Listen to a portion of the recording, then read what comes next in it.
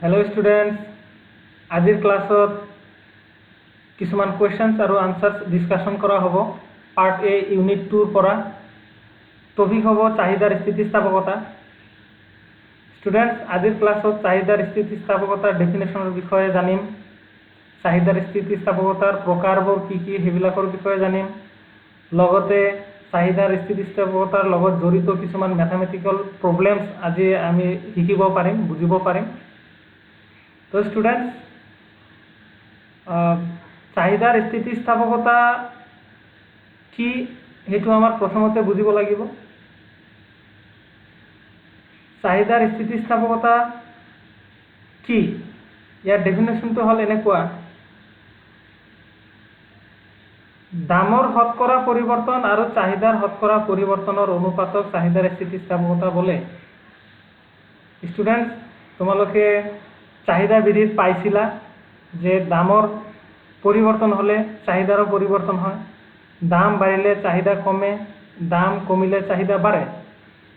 तार माने कि बुझिब पारो जे दामर परिवर्तन हले चाहिदारो परिवर्तन है।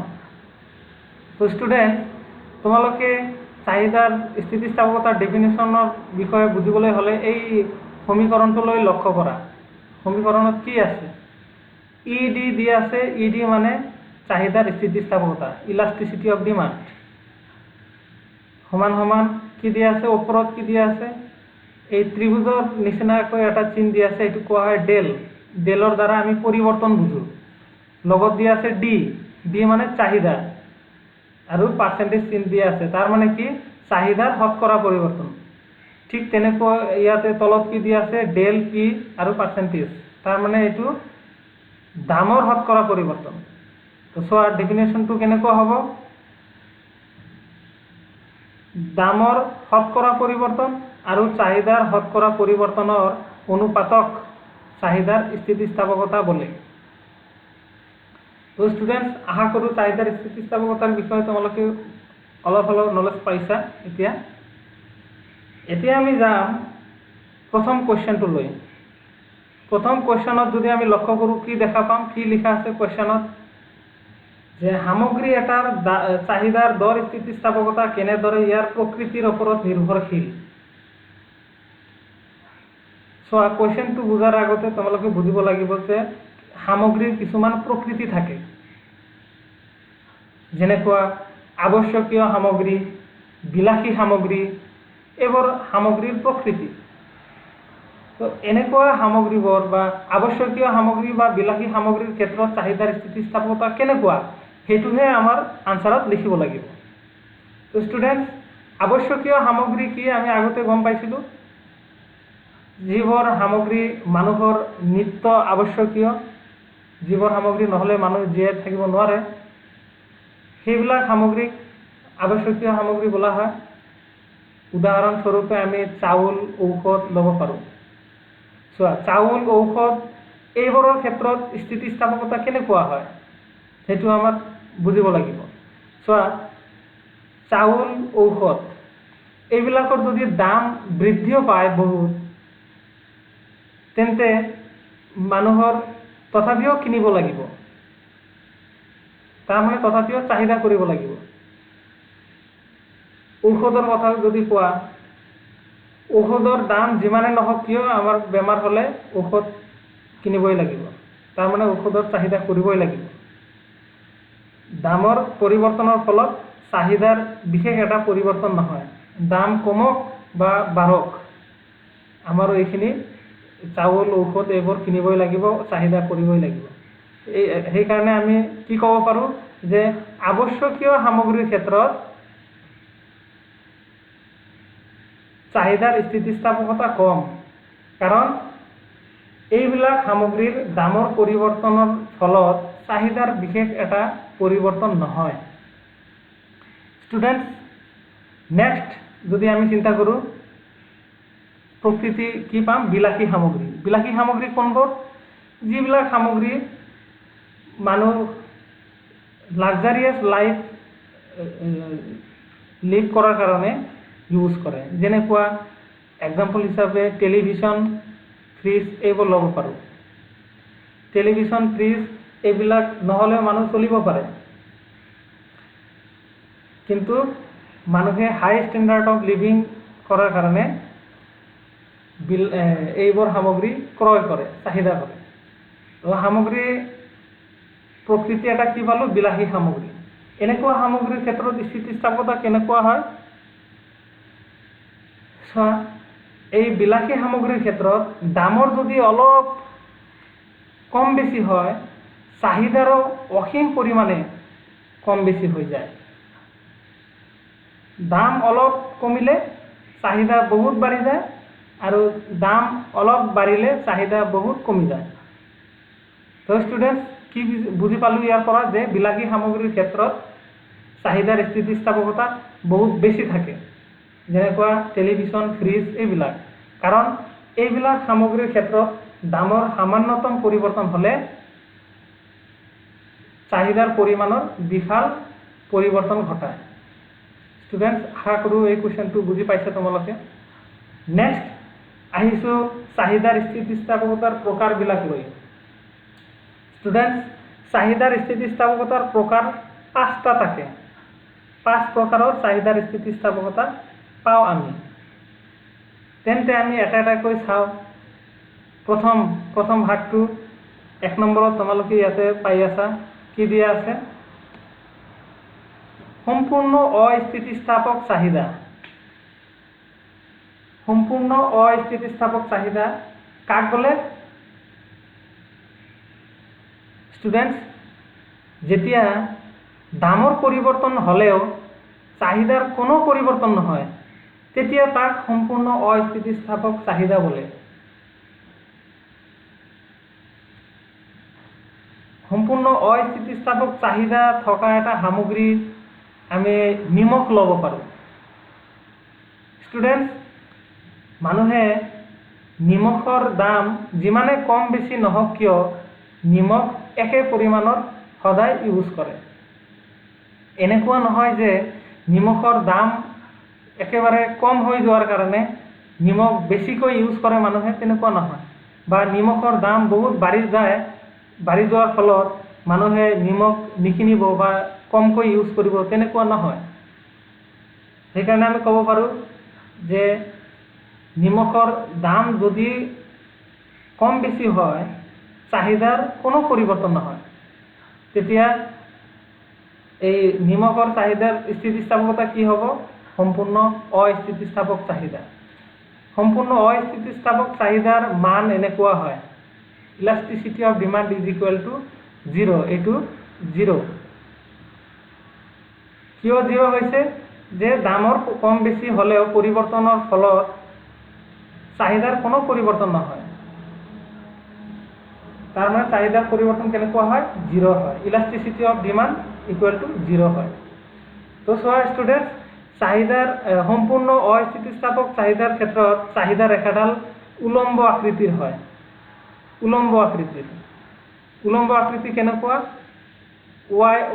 y অক্ষৰ সমান্তৰাল। ষ্টুডেণ্টছ, তোমালোকে যদি এই চিত্ৰটোলৈ মন কৰা, এই চিত্ৰত কি দেখা পাবা? এই যে D1 এইটো হ'ল চাহিদা ৰেখা। এই চাহিদা ৰেখাটো কি হৈছে? উলম্ব হৈছে। এই যে OY অক্ষ আছে যে, এই অক্ষৰ সমান্তৰাল হৈছে, মানে উলম্ব হৈছে চাহিদা ৰেখাডাল। ষ্টুডেণ্টছ, ইয়াতে চোৱা, যেতিয়া দামৰ পৰিমাণ Oৰ পৰা P থাকে, তেতিয়া চাহিদাৰ পৰিমাণ Oৰ পৰা B। দেখা গ'ল দাম বৃদ্ধি হ'ল, OPৰ পৰা OP1 হ'ল, দাম বৃদ্ধি হৈ গ'ল। তেতিয়া কি হ'ব? দাম যেতিয়া OP1 হ'ল, চাহিদাৰ পৰিমাণ কিমানখিনি? OD থাকিল, কোনো পৰিৱৰ্তন হোৱা নাই। আকৌ ধৰা দাম কমি গ'ল, OPৰ পৰা OP2 লৈ কমিছে। তেতিয়া চোৱা, দাম OP হোৱাৰ ফলত চাহিদাৰ পৰিমাণ OD পৰিমাণেই আছে, চাহিদাৰ একো পৰিৱৰ্তন হোৱা নাই, কিন্তু দামৰ পৰিৱৰ্তন হৈছে। তেন্তে এই D1 ৰেখাডাল কি হ'ব? সম্পূৰ্ণ অস্থিতিস্থাপক চাহিদা ৰেখা। ষ্টুডেণ্টছ, বহুত ইম্পৰ্টেণ্ট, এইটো পৰীক্ষাত আহিয়ে থাকে যে সম্পূৰ্ণ অস্থিতিস্থাপক চাহিদাৰ এটা সামগ্ৰীৰ নাম উল্লেখ কৰা, তেতিয়া তোমালোকে নিমখ লিখিবা, বা এনেকৈ আহিব পাৰে সম্পূৰ্ণ অস্থিতিস্থাপক চাহিদা ৰেখা অংকন কৰা। তেতিয়া তোমালোকে এই চাহিদা এই চিত্ৰটো বনাই দিবা, ৰেখাটো এনেকৈ দি পেলাই চিত্ৰটো বনাই দিবা। ষ্টুডেণ্টছ, এই চিত্ৰৰ ব্যাখ্যা তোমালোকে মই যিখিনি কথা কৈছোঁ এই ব্যাখ্যা তলত সেইখিনিয়ে আছে। নেক্সট আমি 2 নম্বৰ প্ৰকাৰলৈ চাওঁ। কি দিয়া আছে 2 নম্বৰ প্ৰকাৰত? সম্পূৰ্ণ স্থিতিস্থাপক চাহিদা। সম্পূৰ্ণ স্থিতিস্থাপক চাহিদা, ইয়াৰ মান কি হয়? Elasticity of demand equal to infinitive হয়। ইনফিনিটিভ মানে অসীম, যাৰ কোনো সীমা নাই। তেন্তে ডেফিনেশ্যনটো কি হ'ব? সম্পূৰ্ণ স্থিতিস্থাপক চাহিদা কি হ'ব?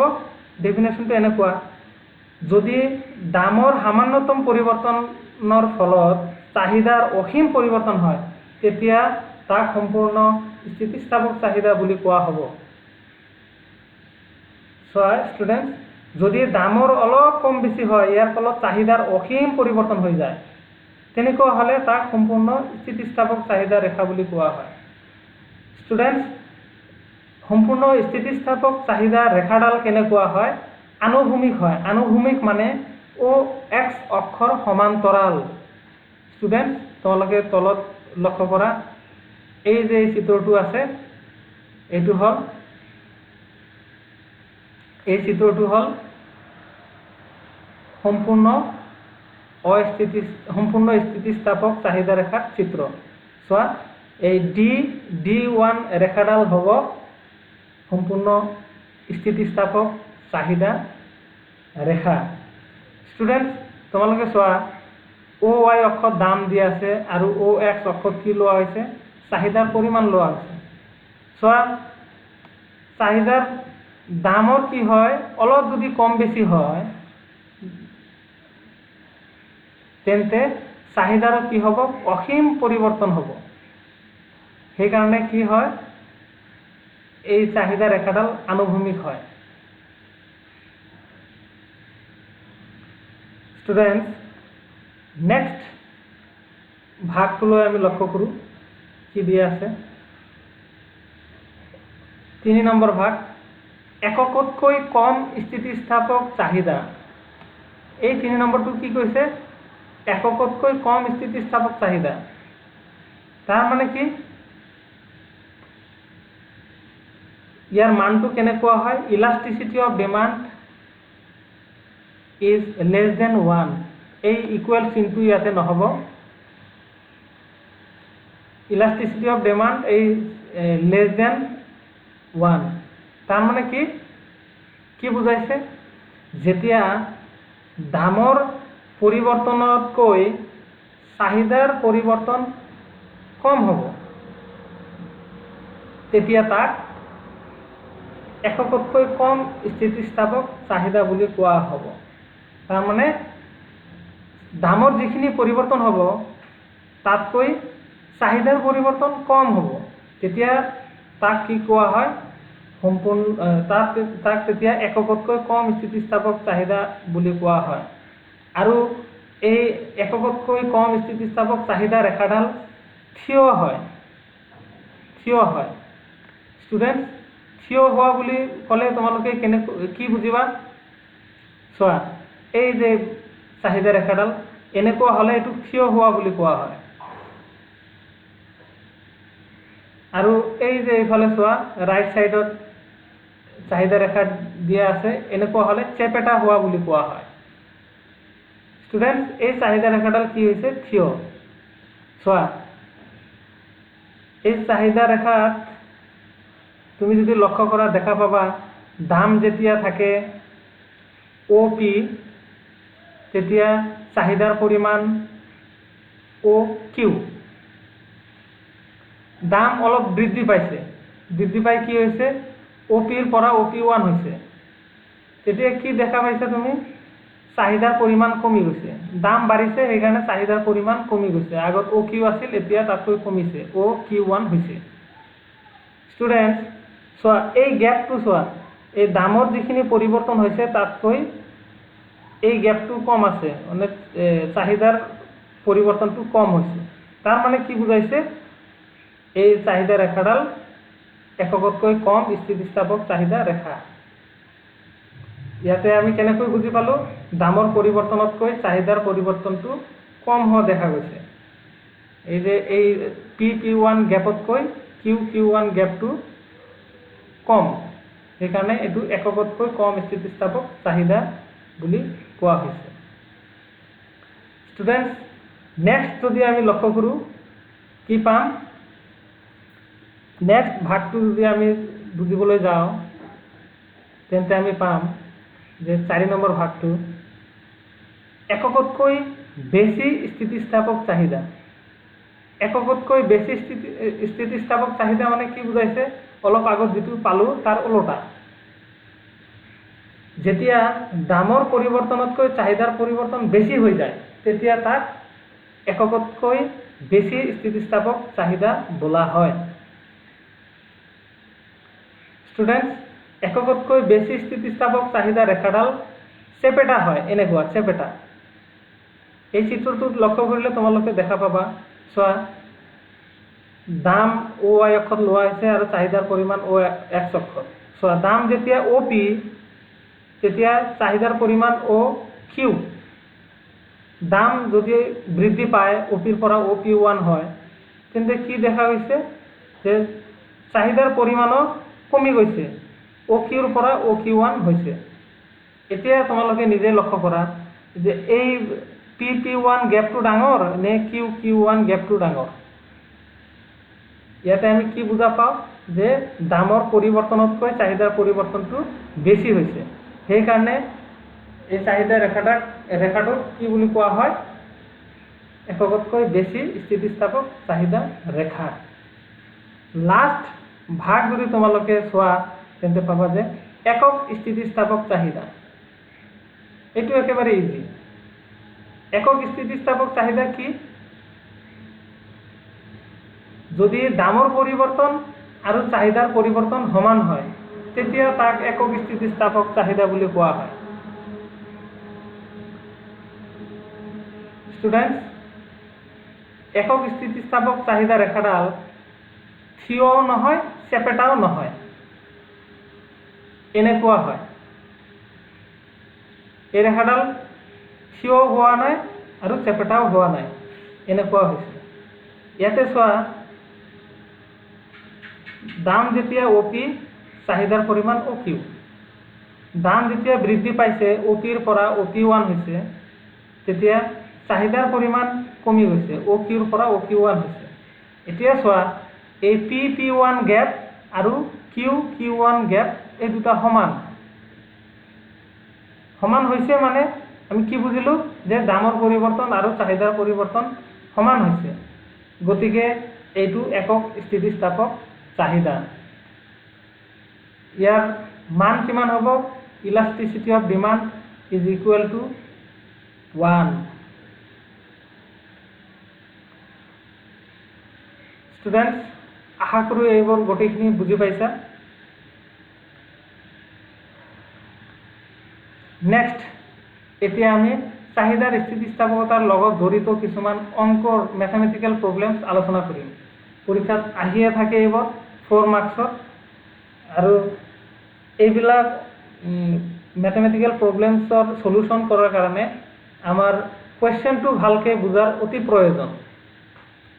কুৱেশ্যনত কি কৈছে আগত পঢ়ি লোৱা, তাৰপিছত মেথমেটিকেল প্ৰব্লেমছটো সলভ কৰিবা। কি কৈছে, সামগ্ৰী এটাৰ দাম যেতিয়া 10 টকা, চাহিদাৰ পৰিমাণ 20 একক। তাৰমানে কি কৈছে, দাম যেতিয়া 10 টকা থাকে তেতিয়া চাহিদাৰ পৰিমাণ 20 একক থাকে। আকৌ দাম হ্ৰাস পায় 8 টকা হোৱাত, আগত 10 টকা আছিল এতিয়া দাম কমিছে, কমি 8 টকা হৈছে। হোৱাৰ ফলত চাহিদাৰ পৰিমাণ বৃদ্ধি পাইছে। আমি জানো দাম কমিলে চাহিদা বাঢ়িব। চাহিদাৰ পৰিমাণ বৃদ্ধি পাই 25 একক হৈছে, একক হ'ল। চাহিদাৰ স্থিতিস্থাপকতা নিৰ্ণয় কৰা। কুৱেশ্যনত কি দিয়া আছে ষ্টুডেণ্টছ, যেতিয়া দাম 20 টকা থাকে, 10 টকা থাকে তেতিয়া চাহিদাৰ পৰিমাণ কিমান হয়, 20 একক। দাম হ্ৰাস পায় যেতিয়া 8 টকা হয় তেতিয়া চাহিদা বৃদ্ধি পায় 25 একক হয়। চাহিদাৰ স্থিতিস্থাপকতা নিৰ্ণয় কৰা। ষ্টুডেণ্টছ, এইটো আমাৰ সলিউশন কৰিবলৈ যাওঁতে আমি এটা ফৰ্মুলা ইউজ কৰিব লাগিব। ফৰ্মুলাটো আমি অলপ পিছত চাম। তাৰ আগত ধৰি লোৱা এইটো ইকুৱেশ্যনত প্ৰথমত দাম কিমান দিয়া আছিল 10 টকা। তাৰ মানে আমি এইটো এই 10 টকা দিয়া আছিল যে এইটো আমি কাৰ মান ধৰিম, পিৰ মান ল'ম। 10 টকা দিয়া আছে এইটো প্ৰথমত এইটো পিৰ মান ল'ম। আৰু প্ৰথমত চাহিদাৰ পৰিমাণ যেটো দিয়া আছে 20 একক, এইটো আমি কি ধৰিম, কিউ ধৰিম, মানে কোৱান্টিটি কিউ ধৰিম ষ্টুডেন্টস। নেক্সট, পিছত দাম কমি কিমান হৈছে, 8 টকা হৈছে, এইটো আমি ধৰিম P1 লিখিম। আৰু পিছত চাহিদাৰ পৰিমাণ কিমান হৈছে 25 হৈছে, এইটো আমি Q1 ধৰিম। আগত কিউ ধৰিছিলোঁ, এতিয়া আমি কি ধৰিম, Q1 ল'ম। এতিয়া চোৱা সমাধানত সলিউশনত কি দিয়া আছে, দিয়া আছে প্ৰাৰম্ভিক দাম 10 টকা আৰু প্ৰাৰম্ভিক চাহিদাৰ পৰিমাণ 20 একক। চোৱা পিৰ মান 10, কিউৰ মান 20। এতিয়া পৰিৱৰ্তন হোৱাৰ ফলত নতুন দাম কি আছিল, নতুন দামটো P1ৰ মান কিমান হ'ল 8 টকা। আৰু নতুন চাহিদাৰ পৰিমাণ, তাৰমানে দামৰ পৰিৱৰ্তনৰ ফলত দাম যেতিয়া 8 টকা হৈছে, চাহিদাৰ পৰিমাণ কিমান হৈছে 25 একক হৈছে। এতিয়া আমি কি কৰিম, ফৰ্মুলাত বহাই দিম। ফৰ্মুলাটো কেনেকুৱা হ'ব, এনেকুৱা। আমি জানো যে চাহিদাৰ স্থিতিস্থাপকতা সমান সমান এইটো formula, minus Q1 minus Q divided বাই P1 minus P into P বাই কিউ। এই ফৰ্মুলাত আমাৰ বহাব লাগিব। এই ফৰ্মুলাটো আমাৰ মনত ৰাখিব লাগিব ষ্টুডেণ্টছ। চোৱা, এই ফৰ্মুলাটো লিখাৰ আগতে এটা মাইনাছ চিন আছে, এইটো ফৰ্মুলাৰ মাইনাছ। এই মাইনাছটো কিয় হৈছে, চাহিদা ৰেখাডাল নিম্নগামী হয়, চাহিদা ৰেখাডালৰ ঢালটো তলফালে হেলনীয়া হয়, সেইকাৰণে ইয়াতে মাইনাছ চিন এটা আহিছে, এইটো ফৰ্মুলাৰ মাইনাছ। এতিয়া ষ্টুডেণ্টছ, এই ইয়াতে Q1 কিউ, P1 P এইবিলাকৰ মান বহাই দিয়া। অলপ আগতে আমি দেখা পাইছিলোঁ যে Q1ৰ মান আছিল 25, কিউৰ মান আছিল 20, P1ৰ মান 10 আৰু পিৰ মান 8। ষ্টুডেণ্টছ, এইটো লক্ষ্য কৰা কি আছে, পিৰ মান 10। ষ্টুডেণ্টছ, ইয়াতে অলপ মিষ্টেক আছে।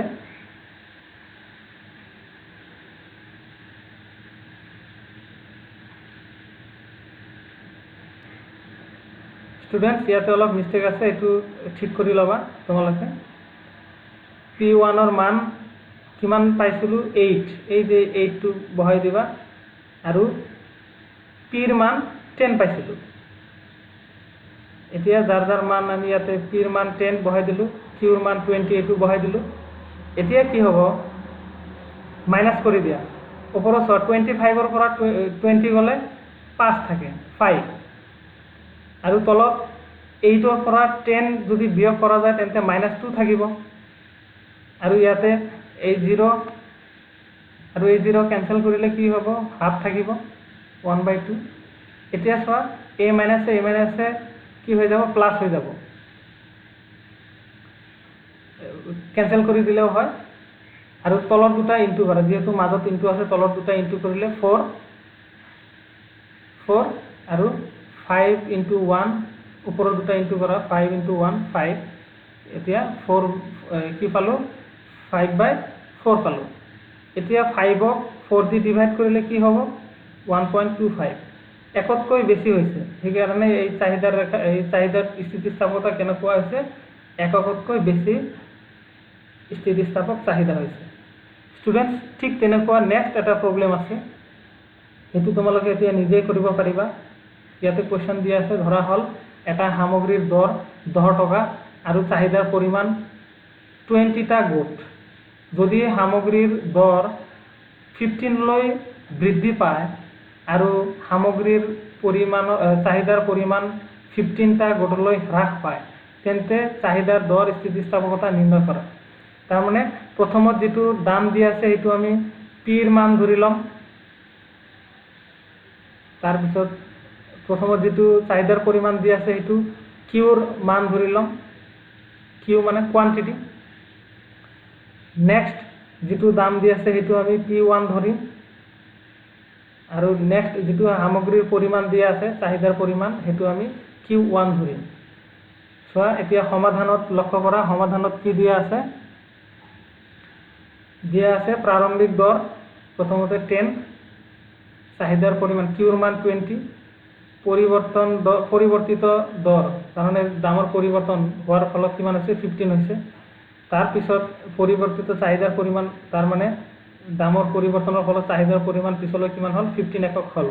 এতিয়া আমাৰ সেই আগৰ ফৰ্মুলাত বহাই দিম, চেম ফৰ্মুলা ইয়াৰ আগত তোমালোকে পাইছিলা, সেই একে ফৰ্মুলাত বহাই দিম। এনেকুৱা এইটো ফৰ্মুলা তোমালোকে পাইছিলা আগত, ইয়াতে যাৰ যাৰ মান বহাই দিলে এনেকুৱা হ'ব। তাৰপিছত মাইনাছ কৰি দিবা, 15ৰ পৰা 20 বিয়োগ কৰিলে কি হ'ব, -5, তলত 15ৰ পৰা 10 বিয়োগ কৰিলে 5 থাকিব, আৰু ইয়াতে 0 কেঞ্চেল গ'ল, হাফ থাকিব। এতিয়া চোৱা এই ফৰ্মুলাৰ এটা মাইনাছ আৰু ওপৰত 5ৰ আগত মাইনাছ, এই মাইনাছে মাইনাছে প্লাছ হৈ যাব, এই দুটা কেঞ্চেল কৰি দিব পাৰা, এইটো কেঞ্চেল, মাইনাছ মাইনাছ কেঞ্চেল হৈ গ'ল, কিমান থাকিল 5/10। এতিয়া কটাকটি কৰিলে কি হ'ব, 5 2 যা 10, কিন্তু কি হ'ল হাফ হ'ল। কিন্তু কি হ'ব, 1ক 2 ভাগ কৰিলে 0.5, এইটো একতকৈ কম আহি গ'ল।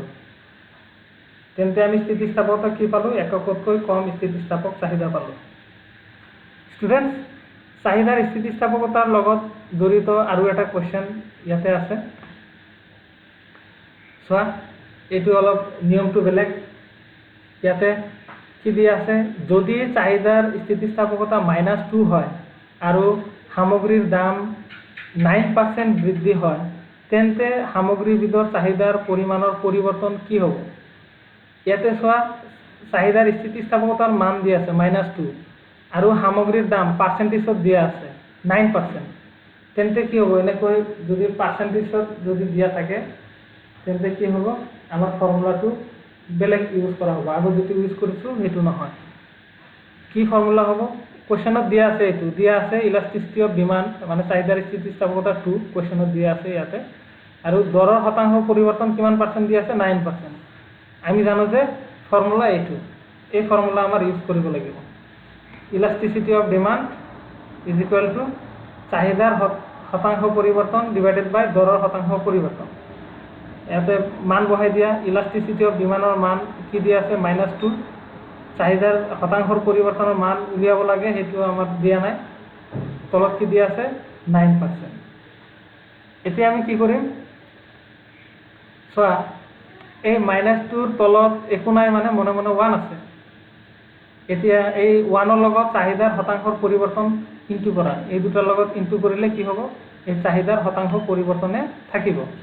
তাৰপিছত কি হ'ব, এই -2 আৰু 9% ইনটু কৰা, কি হ'ব -18%, এই যে -18 আনচাৰ আহি গ'ল। ষ্টুডেণ্টছ, এইটো পৰীক্ষাত আহিলে 2 মাৰ্কছৰ আহে, তোমালোকে চালে বুজিব পাৰিবা, কিতাপতো চাব পাৰা,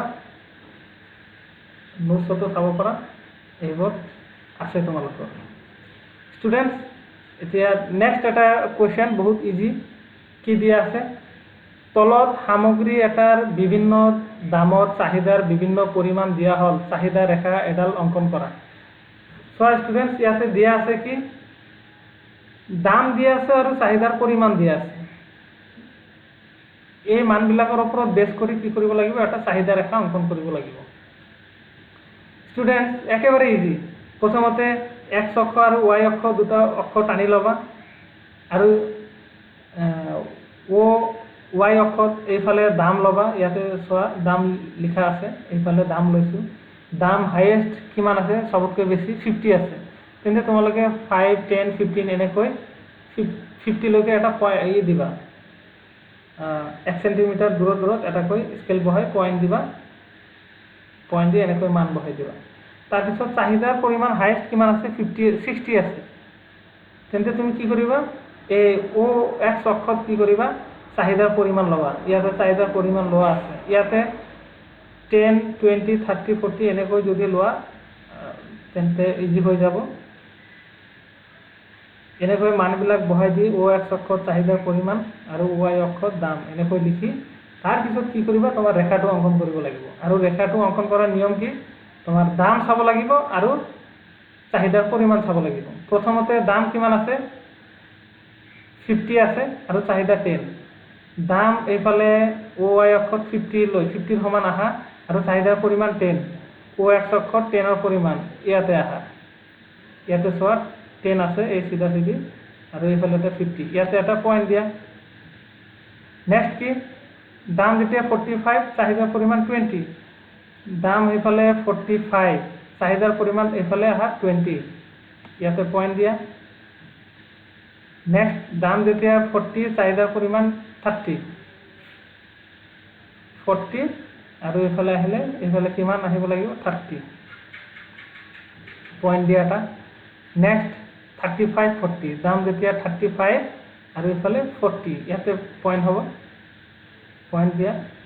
নেক্সট যেতিয়া দাম 30, চাহিদা 50, দাম যেতিয়া এইফালে 30, চাহিদা এইফালে 50, ইয়াতে পইণ্ট দিয়া। নেক্সট দাম যেতিয়া 25, চাহিদা 60, দাম এইফালে 25 আৰু এইফালে চাহিদাৰ পৰিমাণ 60। এনেকৈ পইণ্ট বহোৱা হৈ গ'ল। এতিয়া এই পইণ্টবিলাক সংযোগ কৰি দিয়া। সংযোগ কৰি দিলে এই যে যিটো ৰেখা পোৱা গ'ল, সেই ৰেখাটো হ'ব চাহিদা ৰেখা। বাছ এইখিনিয়ে। এইটো আহিলে হয়তো 2 মাৰ্কছ নহ'লে 4 মাৰ্কছৰ আহিব। নেক্সট ষ্টুডেণ্ট, বহুত ইণ্টাৰেষ্টিং আৰু বহুত ইম্পৰ্টেণ্ট কুৱেশ্যন। এইটো লাষ্ট কুৱেশ্যন হয়, 4 মাৰ্কছত আহে। কুৱেশ্যনত দিয়া আছে, তলত দুজন উপভোক্তাৰ ব্যক্তিগত চাহিদা ফলন দিয়া আছে, বজাৰ চাহিদা ফলন নিৰ্ণয় কৰা আৰু বজাৰ চাহিদা ৰেখা অংকন কৰা। চোৱা, দাম দিয়া আছে আৰু ধৰি লোৱা হৈছে যে বজাৰত কি হৈছে, দুটা প্ৰতিষ্ঠান আছে। প্ৰতিষ্ঠানৰ প্ৰথম প্ৰতিষ্ঠানৰ চাহিদা এনেকুৱা হয় আৰু দ্বিতীয় প্ৰতিষ্ঠানৰ চাহিদা এনেকুৱা হয়। তেন্তে কি হ'ব, এই D1, D2 এইবিলাক ব্যক্তিগত। D1 হ'ল এটা ব্যক্তি, D2 হ'ল এটা ব্যক্তি। এইবিলাক হ'ল D1ৰ ব্যক্তিগত চাহিদা আৰু এইবিলাক হ'ল D2ৰ ব্যক্তিগত চাহিদা। ষ্টুডেণ্টছ, এইখিনি কুৱেশ্যনত দিয়া আছে। তোমালোকে আনচাৰ কি কৰিব লাগিব, যেনেকুৱা তালিকা আছে হুবহু তালিকা এনেকুৱা বহাই দিবা। লাষ্টত এটা কলাম এক্সট্ৰাকৈ বনাবা, বজাৰ চাহিদা। বজাৰ চাহিদা এইটো কেনেকৈ বনোৱা হ'ব, বজাৰ চাহিদা আমি QM ধৰিম, মাৰ্কেট ডিমাণ্ড, বা DM ধৰিম, এইটো হ'ব, DM লিখিলেও হ'ব। কেনেকৈ বনাম, এই যে D1 আৰু D2 প্লাছ কৰি যিমান হ'ব ইয়াতে সেইটো বহাই দিম, বজাৰ চাহিদা ফলন এইটো হৈ গ'ল। চোৱা, D1ৰ মান 0, D2ৰ মান 2, এই 0 আৰু 2 প্লাছ কৰিলে 2। তাৰপিছত D1ৰ মান 1, D2ৰ মান 4, এই দুটা প্লাছ কৰিলে 5। এনেকৈ এই দুটা প্লাছ কৰি কৰি আমি এইফালে বহাই দিছোঁ। এইটো হ'ল বজাৰ চাহিদা ফলন, এইবোৰ ওলাই গ'ল। ঠিক আছে। এতিয়া বজাৰ চাহিদা ৰেখা অংকন কৰিব দিছে। আমি জানো যে ব্যক্তিগত চাহিদা ৰেখাবোৰ প্লাছ কৰিলে বজাৰ চাহিদা ৰেখা পোৱা যায়। সেইকাৰণে আমাৰ কি কৰিব লাগিব, D1 চাহিদা ৰেখা বনাব লাগিব, D2 চাহিদা ৰেখা বনাব লাগিব আৰু তাৰপিছত DM চাহিদা বনাব লাগিব, চাহিদা ৰেখা বনাব লাগিব। ষ্টুডেণ্টছ, তোমালোকে কি কৰিবা, OX অক্ষত, এইটো OX অক্ষ, ইয়াতে চাহিদা ল'বা, ডিমাণ্ড আৰু OY অক্ষত এইফালে প্ৰাইচ ল'বা, তাৰমানে দাম ল'বা। চ' এনেকৈ মানবিলাক বহাই দিবা। হায়েষ্ট চাহিদা কিমান আছে, বজাৰ চাহিদা চাবা, বহাই দিবা ইয়াতে। বজাৰ চাহিদা হায়েষ্ট কিমান আছে 20 লৈ লিখিলেও হ'ব। আৰু দাম হায়েষ্ট কিমান আছে 25 আছে। তো ষ্টুডেণ্টছ, ইয়াতে তোমালোকে চোৱা, প্ৰথমতে D1 ৰেখাটো বনাই লোৱা। D1 ৰেখা কেনেকৈ বনাবা? দাম চাবা আৰু D1ৰ মান কিমান সেইটো চাবা।